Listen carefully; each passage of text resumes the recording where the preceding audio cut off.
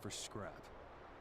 On Mars, scrap is like... And boys and girls, welcome to my channel. I'm the Obscure Joe BT, and for today this is my second video of the Intel HD 4400.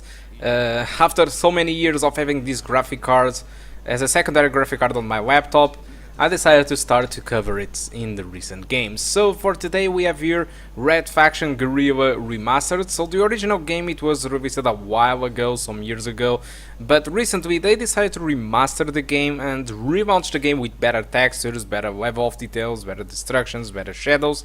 And so I decided, why not, let's try out and see how the game performs. So for this video and for most of the performance, I decided to go with 720p median settings. I think this is really great for an integrated graphic card. And actually I was surprised with the performance, to be honest, but like always in my channel I always tested different settings. Okay, so I also tested the game with the eye settings, with the textures on median. The average was 27 frames per second. I don't recommend you to play like this. I mean, the average is below 30, so I don't think it's a good idea. If you decide to go to median settings, there is a small boost in performance, so the average starts to go to 29 frames per second.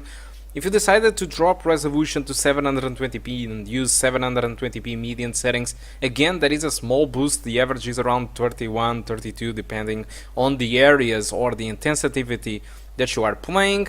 But if you decide to go with the low settings, the performance it is much better. The problem with the low settings is that by using the low settings you will lose stuff like shadows, you will lose stuff like particles, smokes and stuff like that. For you, you might think that losing the shadows might not be a big deal, but this game doesn't feature any shadows at all if you disable. There is no environmental shadows or stuff like that built in the texture, so the world really feels small, really feels flat without those shadows. So that's why for me, playing with the median setting 720p, it is the way to go.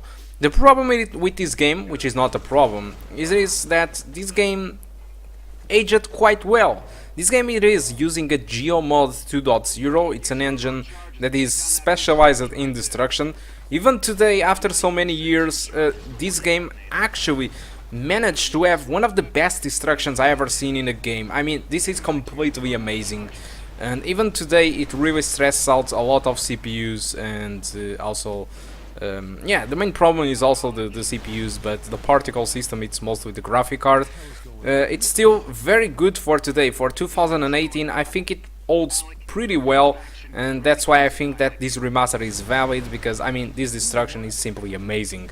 Okay, but like I was telling you, the median settings, the main problem with the median settings is that in these destruction events, when you start to destroy a building, a warehouse, a tower, the frame rate tends to go below 30 frames per second. Outside from that, the performance is around 30 to 40. If you are in the middle of a shooting or something, the performance should be quite stable.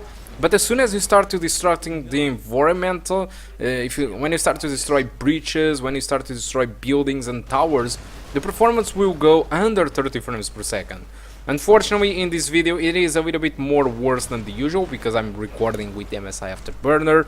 But without recording, yeah, even so the performance can go to 20 frames per second if there is a lot of destruction and explosions.